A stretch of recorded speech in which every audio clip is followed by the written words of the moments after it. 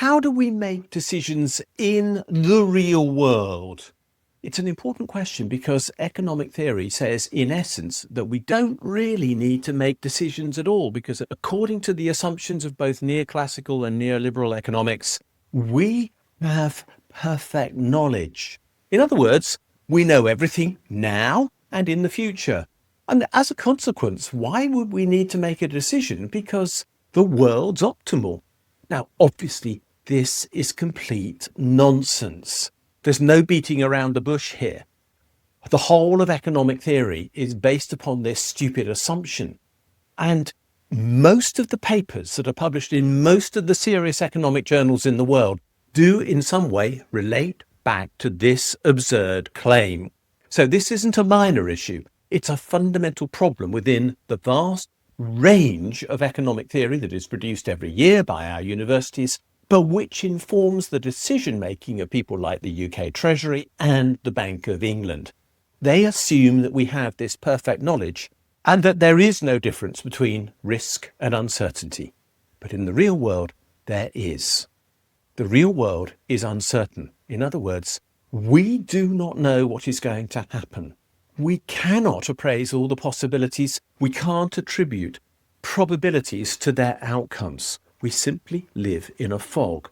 And there's nothing wrong with that. That doesn't imply that we are somehow inferior beings. It just means that reality isn't the same as the economic models that are used by economists to make predictions which are wholly unrelated to reality. So how do we in the real world make decisions even though we haven't got all the information that we need to make perfect decisions? There's a paradox here. We have to act without knowing what is best to do. But not acting is at the same time an utterly unacceptable option. We do actually need to get on with life. So the consequence is any decision that we make involves both risk, that is stuff that we can predict can go wrong, and things that we don't even know might go wrong, but which nonetheless could do so. So we must accept that not knowing is part of our decision-making process. But what in that case can we do? We clearly can't rely on data alone, nor can we rely on economic models or forecasts, because those things are built on the basis of this apparent certainty which economists claim exists.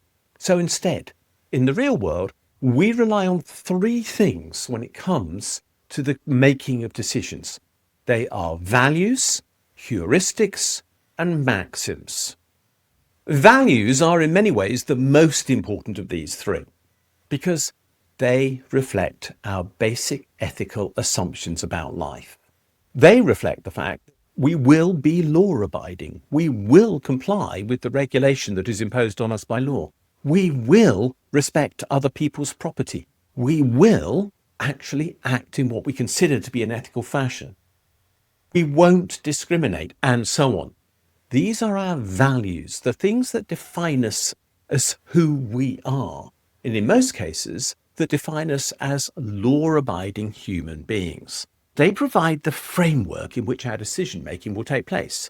We won't, in the case of most people, stand in front of a supermarket shelf and think, I'll have that, and take it, slip it into our pocket, and never have any intention of paying for it. Some people do, but most of us don't. And that's because our values won't let us. And values, therefore, matter enormously. They help us decide what we're going to do.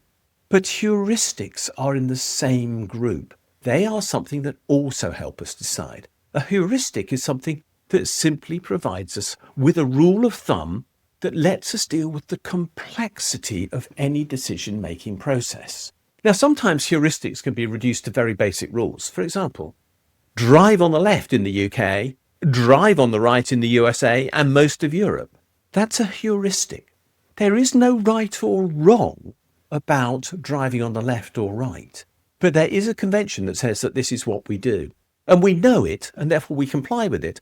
And therefore we overcome the problems that would otherwise arise if we didn't follow the necessary rule of thumb. This isn't a moral issue that we're talking about here. I know it is laid down in law, but the reality is that we use that rule of thumb to interpret our behavior to such an extent that we don't even realize that it is in fact dictating what we do.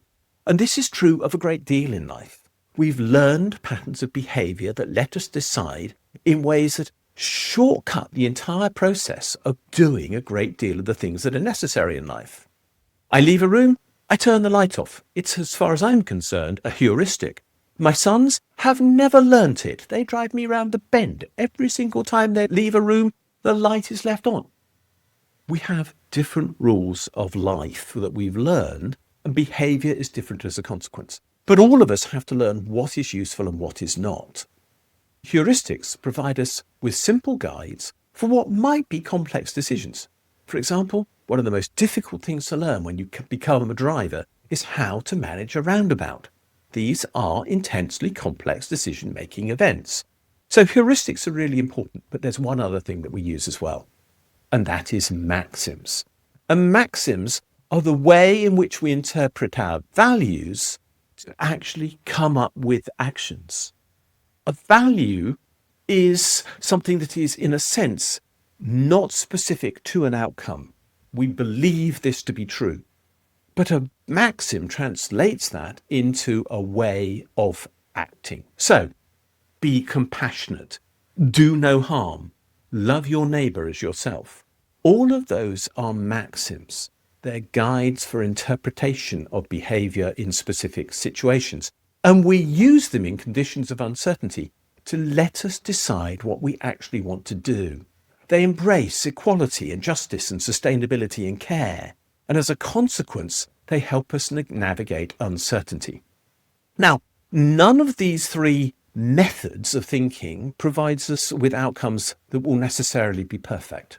Mistakes will happen, but doing nothing is worse.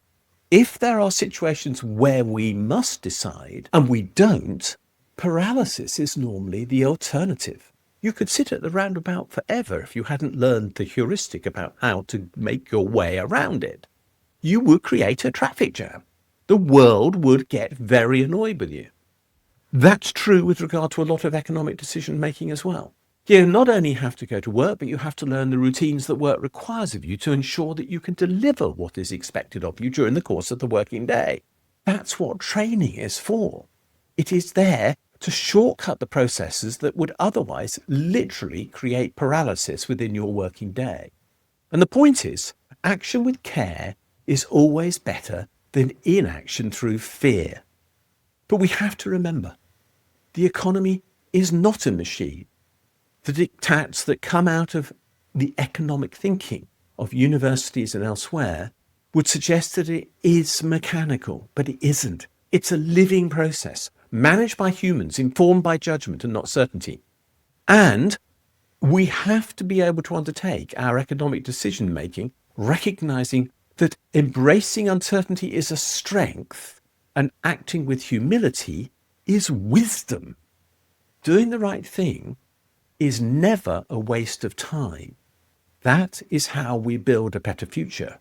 And we can know what the right thing is by combining our values, our heuristics, and our maxims.